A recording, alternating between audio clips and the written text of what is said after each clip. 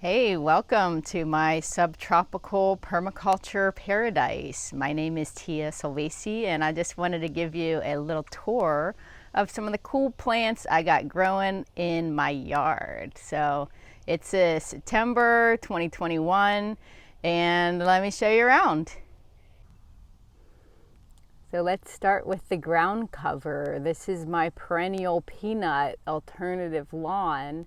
So this is a nitrogen fixing legume. Every time I mow it, it's in my pathways. It returns some nitrogen to the ground. It does not get peanuts, but the little yellow flowers are edible. You can see the little legume leaves it has there. This is great. And my site's pretty shady and moist, and it does fine here. Some people say it needs some sun.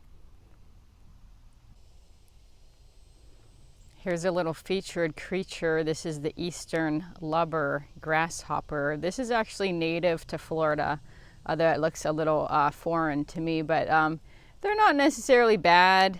They can eat your plants and do quite a bit of damage, but I usually just let them be.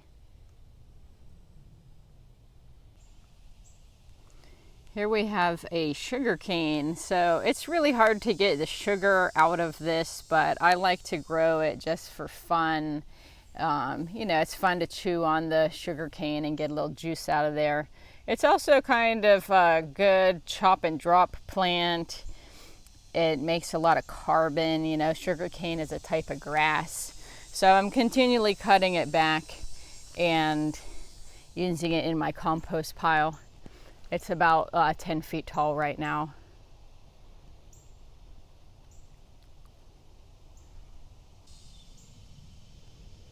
Here's one I have all over my yard. This is the Florida red Salvia coccinea.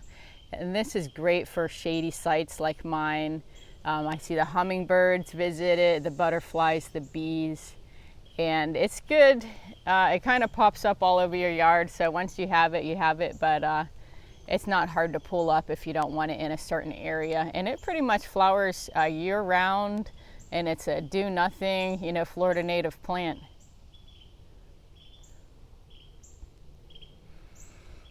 So over here I have a jaboticaba tree, and this seems to do pretty well.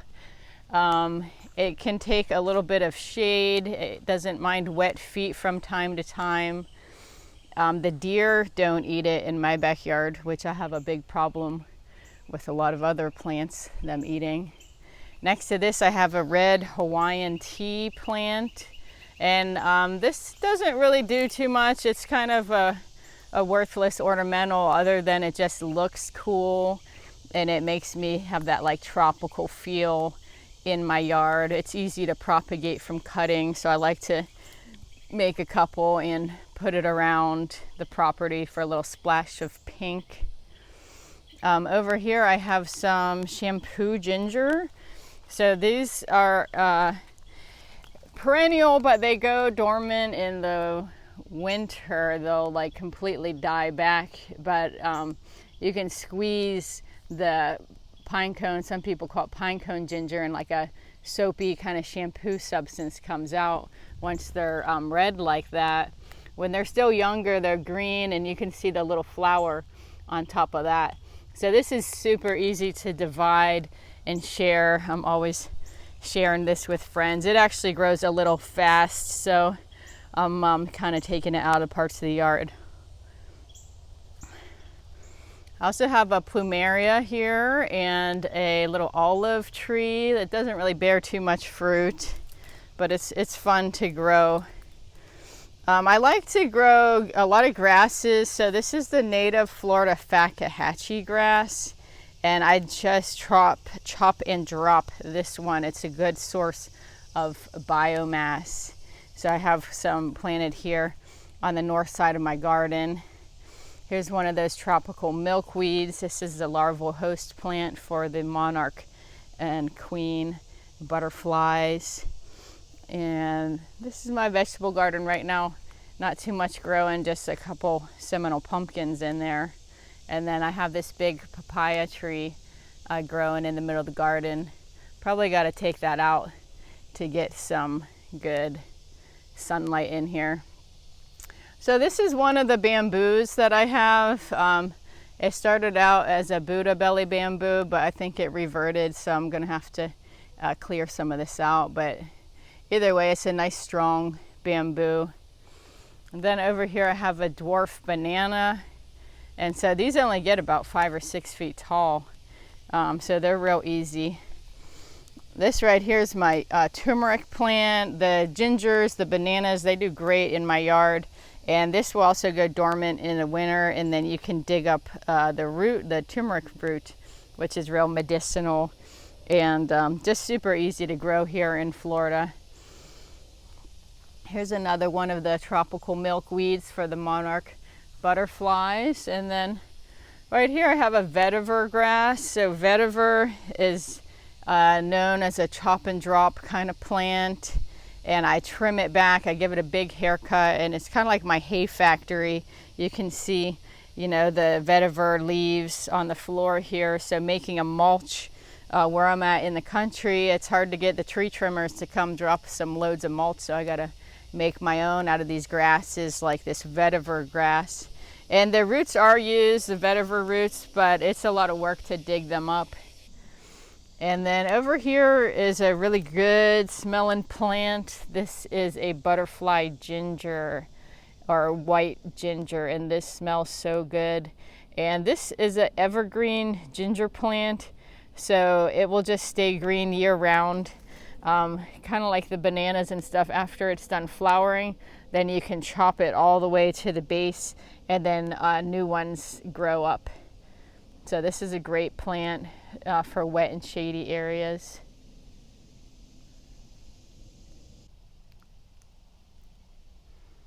So over here is my banana patch. These are ice cream bananas. These love growing in Florida, all the rains we get in the summer and the warm temperatures. Got a little pineapple here growing next to the pine tree. Unfortunately, we just had a little storm and it knocked over my bananas, but you can see they have a little bit more of a boxy shape to them, and so they're going to be ripe when they're big. And look at all these bananas. I just give them a little fertilizer, but no pest control or anything is needed. I don't know if they're still going to make fruits, hopefully. And then this is one of the many species of bamboo I have on the property. The blue bamboo, Bambusa chungli. And it's not the strongest, but it does good for making small trellises and stuff. Next to that, I have the bamboo house that was built out of mostly the giant timber bamboo. My friend Julia came up from Brazil and helped us construct this. So that's looking pretty good.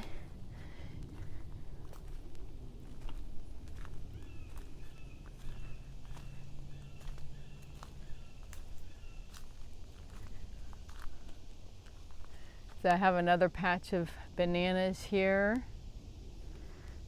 And this one here is a cardamom plant. You can smell the leaves when you break it. The edible part is actually the little seed.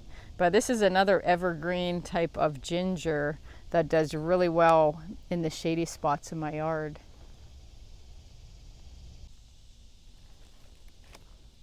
And then this is the giant timber bamboo, the Bambusa old hammy eye. So I'm a big fan of bamboo. I have a ton of videos about building with this, propagating it. You can see the baby shoot right here is just coming up. And it's a clumping bamboo. This is like the largest bamboo we can grow over here in Central Florida. So something recommended if you have a lot of space in the landscape. Here's another pollinator plant I have. This is just a Cuban buttercup. It's not native and kind of reseeds a little bit, but check out this little bumblebee here. So I like to let them grow, like a couple of them, not too many. I keep them a little bit under control. You guys really getting in there.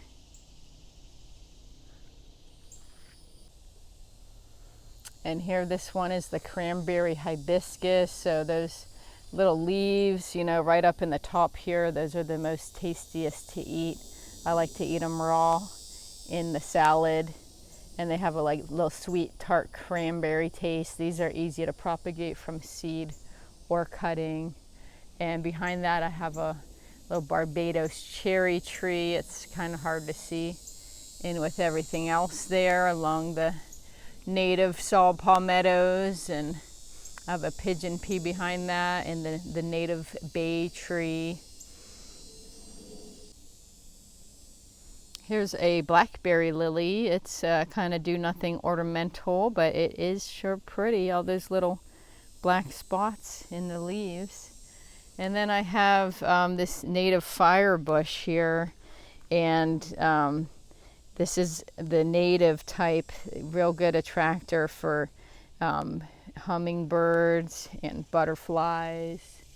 It also gets little berries for the birds to eat. You can see one of those purple berries right there, so the birds like to eat that. So I just grow whatever likes to grow here in the yard. This is a coral honeysuckle vine. It's kind of in the berry stage right now, but this is a real hummingbird magnet right here.